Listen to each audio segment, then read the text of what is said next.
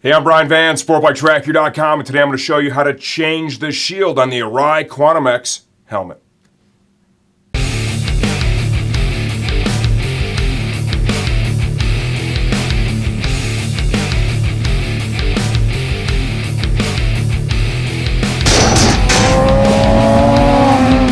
With the current crop of Arai helmets, they really improved upon the shield swap procedure. I'm not going to lie to you. I was good at it, but it was a pain in the butt, and it was difficult to train customers on how to swap their shields.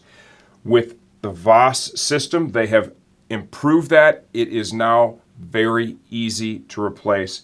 Are there others on the market that are easier? Yes. This one does take a little more effort to do, but in the end, it's pretty simple. Start off by getting the shield all the way in the upwardmost position. Release the lock. Lift the shield all the way to the top. You can see that trigger right there with the arrow that's directing you to pull it backwards. There's one on either side. Grab the helmet, support it at the back, push back. Both of those side plates are going to jump off. When you push those triggers back, you can feel whether they have stuck into position or they have released. If they've released, try to push it back, okay, and get it to hold itself. Once you have done that, rotate it forward, and the shield will then come off the side plates like so. Reinstallation, we'll show it with a dark smoke. You have a little more contrast here. Is really pretty simple. You need to get the shield slid over the helmet. I like to hold it by the edges. You need to have it in about that position right there, okay? That little brass tab needs to dip in the hole that's in the side plate. I'll show you that. The hole is right there. There is the tab. So slide the helmet shield over. Rotate the shield around until it slides over the side plate.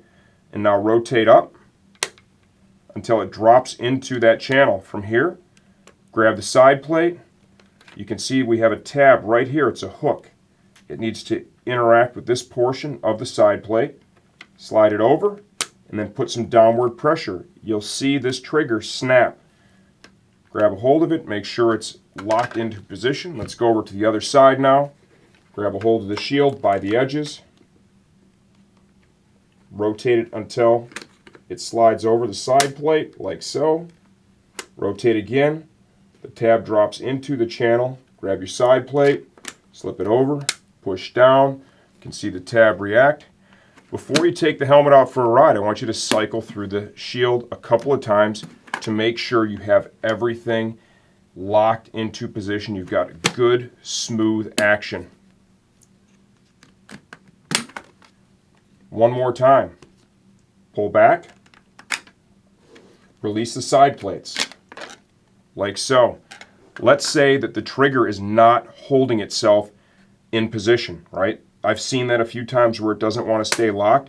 All you have to do then is hold it like this, put some pressure rearward while you have the shield all the way in the upward position. And you can see how it forces it out of that channel, right? So the shield's all the way up, push back, and rotate like so, it'll come right off. The overwhelming majority of the time, that trigger will stay locked. In the event that it doesn't, all you have to do is perform that simple step and you'll be able to get your shield off. One last time, reinstallation, slip it over the helmet.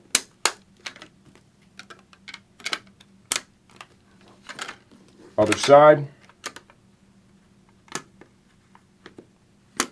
Well, I can understand that on the surface this looks a little more complicated than some of the other helmets out there.